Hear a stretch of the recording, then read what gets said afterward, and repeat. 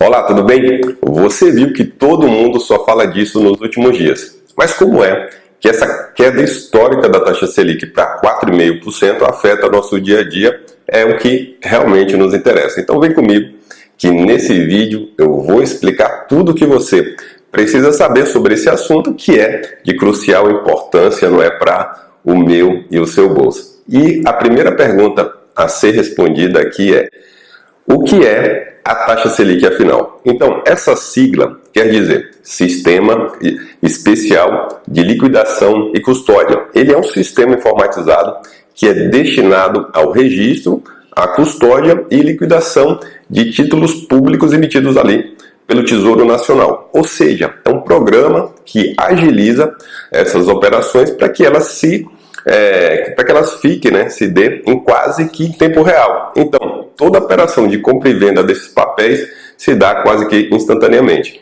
Bem diferente de quando eu e você precisa fazer um DOC, ou pagar um boleto, que isso só vai ser efetivado com 1 ou 2 dias depois, não é verdade? E por que esse sistema é tão importante? Então, para responder isso, primeiro eu vou ter que contextualizar aqui para você com a seguinte informação. Você sabe que todos os dias os bancos eles recebem dinheiro para um lado e eles liberam dinheiro pelo outro, certo? E uma das regras mais importantes do Banco Central diz que a nenhum banco é dado o direito de dormir com sua conta no vermelho. Ou seja, se numa agência bancária em determinado dia sai mais dinheiro do que entrou, ela precisa urgentemente cobrir esse valor que está faltando antes que o dia termine. E para isso, ela tem basicamente 2 opções. Ou ela vai pede dinheiro emprestado ao Banco Central, ou então ela pede dinheiro emprestado ao banco vizinho. Quando ela pede dinheiro emprestado ao Banco Central, este cobra uma taxa de juros que é bem baixinha, porque esse empréstimo é feito no final do dia e será pago logo no dia seguinte, assim que os bancos abrirem. Basicamente, é um empréstimo de uma noite apenas. E como essas operações são muito volumosas e precisam ser calculadas nesse prazo curtíssimo de tempo, imagina aí quantas agências bancárias a gente tem no Brasil fazendo isso todas as noites. A gente está falando aqui de algumas centenas, de bilhões de reais que precisam mudar de mãos nesse prazo que é muito curto. Então, percebeu? Para dar conta desse volume surreal de dados, foi criado um sistema apenas para cuidar disso, ou seja, um sistema especial de liquidação e custódia, ou se você preferir, simplesmente Selic, ok? Então, por ser uma das menores taxas de juros cobradas no mercado, a taxa Selic também acaba servindo de referência, e também por influenciar todas as outras taxas do mercado, como por exemplo o CDI, que é outra coisa que eu acredito que merece ser explicada nesse vídeo também, ok? Então, lembra que eu falei que para uma agência não dormir com caixa no vermelho, ela tem 2 opções? A primeira é pedir esse dinheiro emprestado ao próprio Banco Central e a segunda é pedir esse dinheiro emprestado ao banco vizinho. Então, a gente vai agora entender, como funciona esse empréstimo de banco para banco. Tudo bem? Mas antes de explicar como esse mecanismo funciona, eu gostaria de pedir a você que curta esse vídeo, assine nosso canal, ative as notificações e também compartilhe esse vídeo com as pessoas que você acha que precisam realmente aprender mais sobre dinheiro, aprender mais sobre finanças. Assim, você acaba por ajudar para que esse conteúdo chegue a cada vez mais pessoas, combinado? Então, muito obrigado por isso também.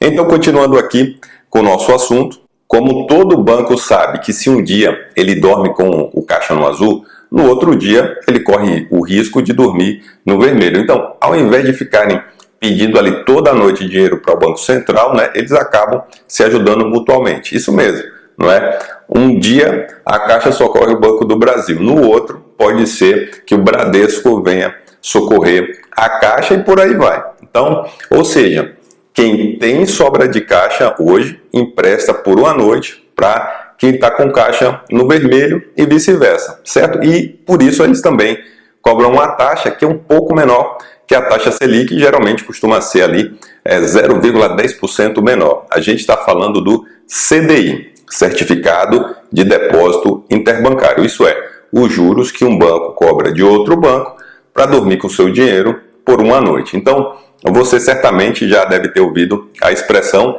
essa aplicação aqui rendeu X% do CDI, certo? Então isso quer dizer o quê? Que ela rendeu X% a mais, não é, do que rendeu o CDI. Então, como o CDI é só um pouquinho menos que a Selic, ele também acaba se tornando uma taxa de referência para o mercado. Então, para saber o valor do CDI, basta que você olhe a taxa Selic e tire ali 0,10%. Muito fácil, não é?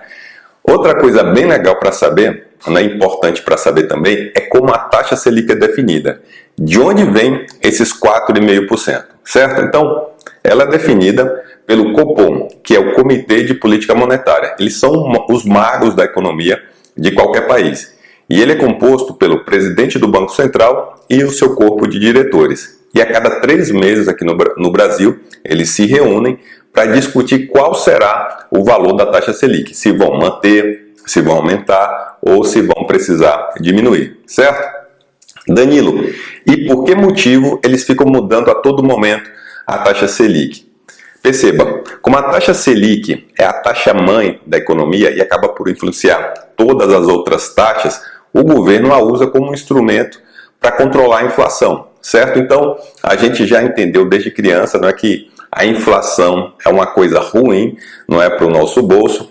A gente sabe que quando ela sobe, os preços e os serviços dos produtos, o preço dos produtos e serviços ficam cada vez mais caros, o dinheiro acaba perdendo o poder de compra, enfim, a vida de todo mundo fica mais cara e mais difícil. Então, o que fazem os magos do Copom quando percebem que os preços estão começando a subir?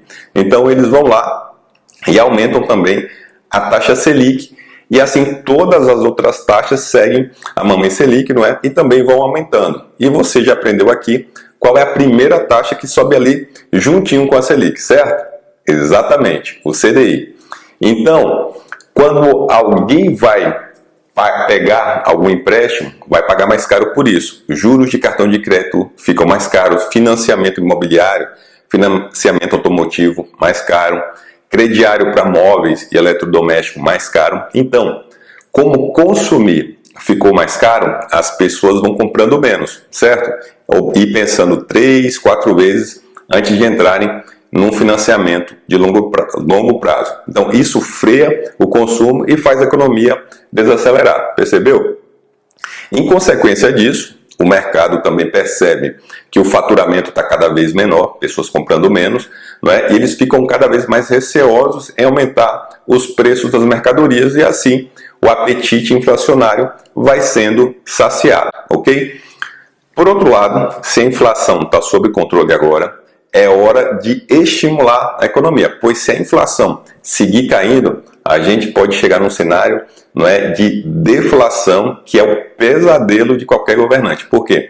No momento de deflação, o custo para produzir um bem pode superar o seu valor de venda e isso tornaria o propósito de qualquer empreendedor, empresário, comerciante sem sentido algum. É como se, por exemplo, um sapateiro comprasse couro para produzir um par de sapatos por R$10 e tivesse que vender esse mesmo par de sapatos por 8, por exemplo. Então, nesse caso, ele daria o quê? Pagando para trabalhar, percebeu?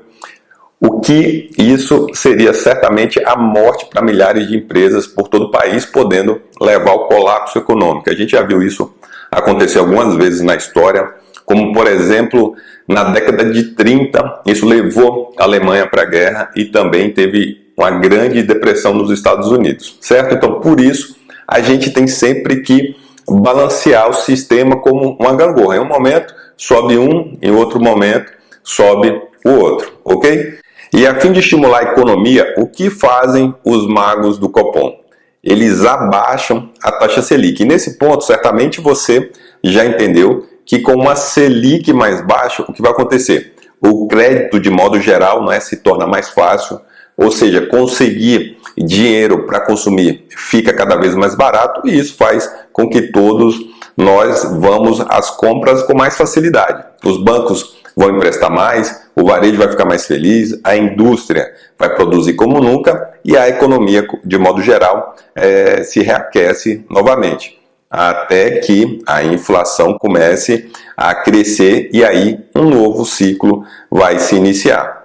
E é justamente nesse ponto que a economia brasileira está. A gente teve ali um momento em que foi necessário uma Selic de 14% entre 2015 e 2016, como esse cenário veio mudando de lá para cá, a inflação foi sendo cada vez mais controlada, igual quando uma pessoa que está doente toma um remédio, à medida que os sintomas vão desaparecendo, vai se diminuindo a dosagem, certo, desse remédio. A Selic também foi diminuindo pouco a pouco, até chegarmos nesse momento histórico de 4,5%, como você pode conferir nesse gráfico, certo? Agora, se você me perguntar, Danilo, até onde isso vai? Não é muito provável que, pelo que o Banco Central já sinalizou, eles podem até baixar um pouco mais para 4,25%, não é? Ou então, o mais certo mesmo é que eles parem por aqui, que a gente tenha realmente atingido um platô, não é? E ele vai manter, o Copom vai manter essa taxa aí pelos próximos 6 meses, certo? Então é isso. Depois que a gente entendeu a relação entre taxa Selic e inflação, é bom também entendermos qual é a relação entre taxa Selic e renda variável, em especial a Bolsa de Valores. Se você é um investidor ou então pretende se tornar um, você precisa entender como esse mecanismo funciona nos mínimos detalhes. Mas para que esse vídeo aqui não se torne longo demais, eu vou dividi-lo em 2 partes, ok? Se você já quer passar para a segunda parte, basta clicar no card que vai aparecer aqui em cima, não sei se é desse lado ou desse, acho que é desse aqui, tá? E aí você já pode pular agora para a segunda parte, combinado? Então é isso. Grande abraço, fique com Deus e até o próximo vídeo. E lembre-se, eu sou Danilo Machado, o seu coach financeiro. Até mais.